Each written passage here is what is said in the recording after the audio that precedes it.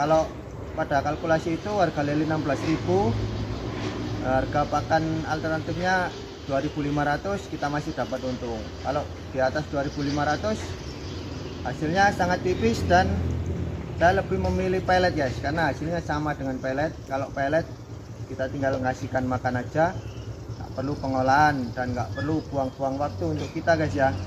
Apalagi kita yang punya kesibukan lain, jam terbangnya di kolam cuma sedikit, itu pasti sangat menyita waktu dan tenaga guys kalau kita mengolah pakan alternatif.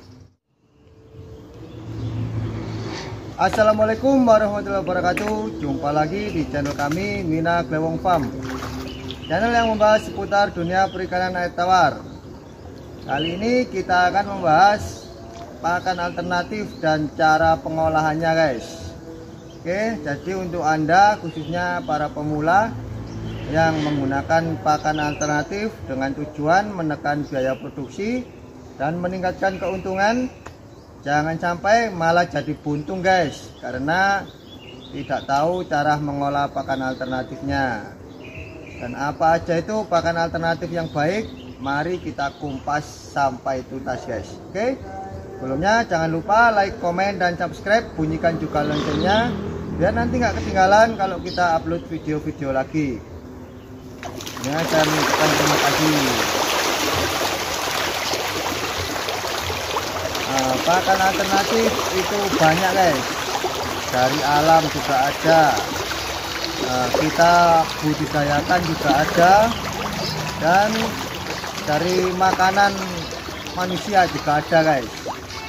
Nah, kita bahas satu-satu ya. Yang dari alam seperti bekicot dan keong mas atau kul ya, itu pakan yang nomor satu guys, top itu, proteinnya paling tinggi ya.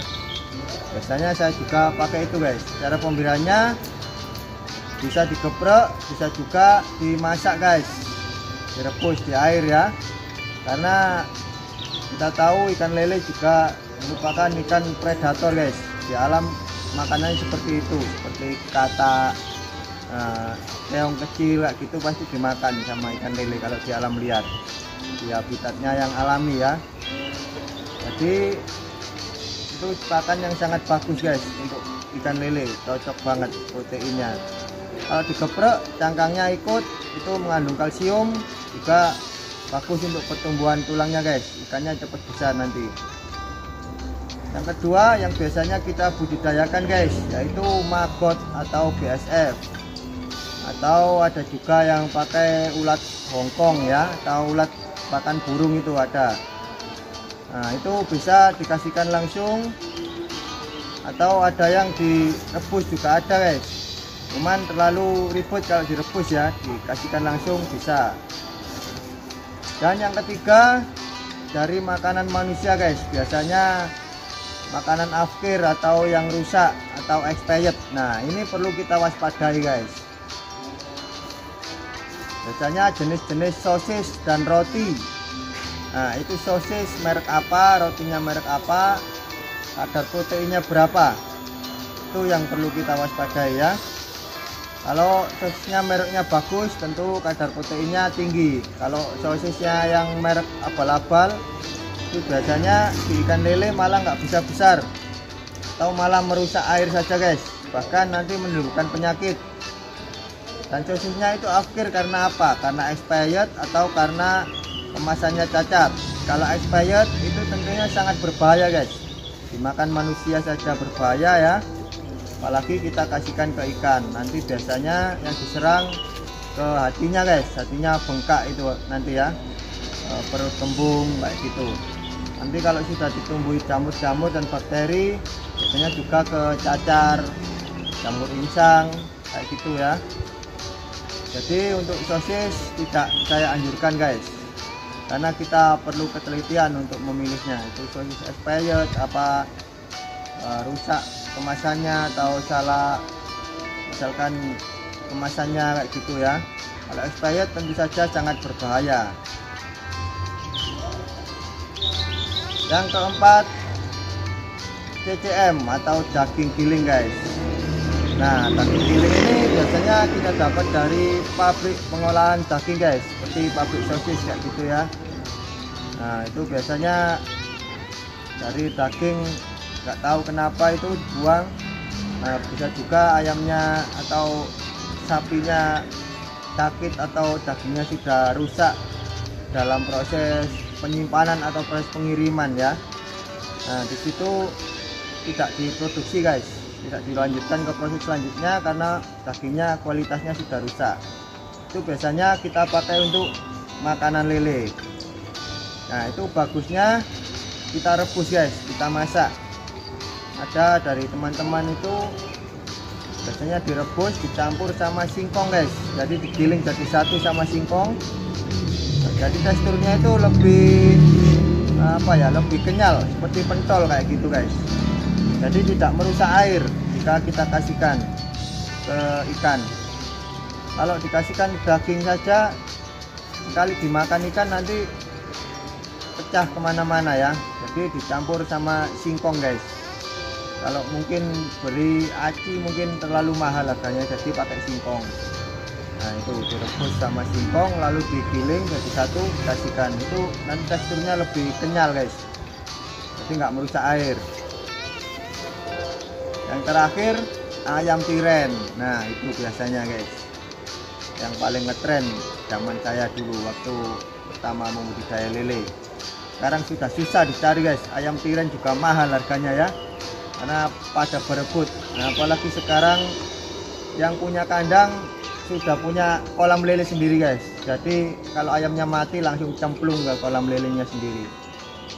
Nah, ayam tiren itu tentunya sangat berbahaya juga guys untuk kesehatan ikan kita. Selain proteinnya tinggi, bagus untuk pertumbuhan ikan, di situ juga ada bakteri-bakteri dan penyakit-penyakitnya ya.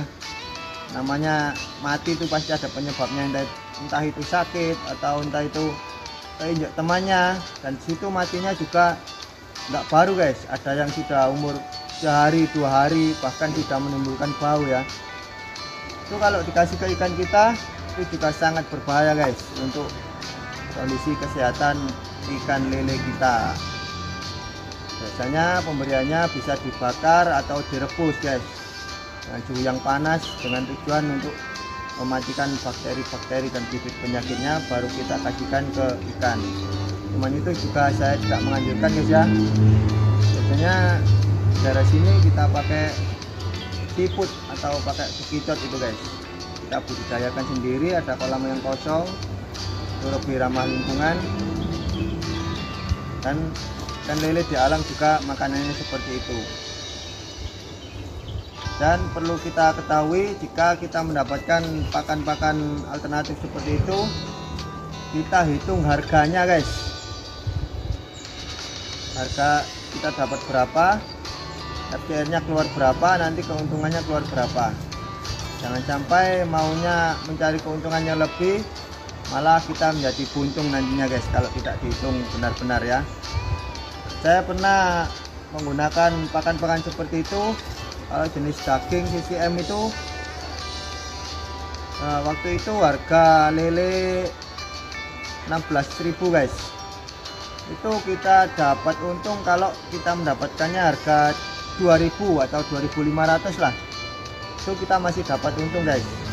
Kalau di atas harga itu kita keuntungannya sama kayak pelet guys, cuman kita nambah ribetnya aja, nyimpen di freezer.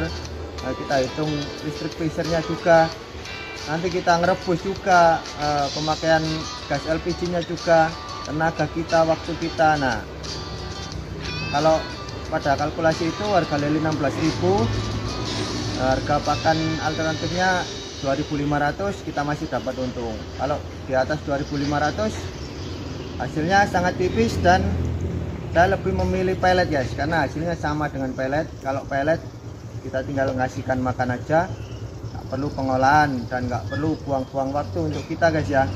Apalagi kita yang punya kesibukan lain, jam terbangnya di kolam cuma sedikit, itu pasti sangat menyita waktu dan tenaga guys kalau kita mengolah pakan alternatif.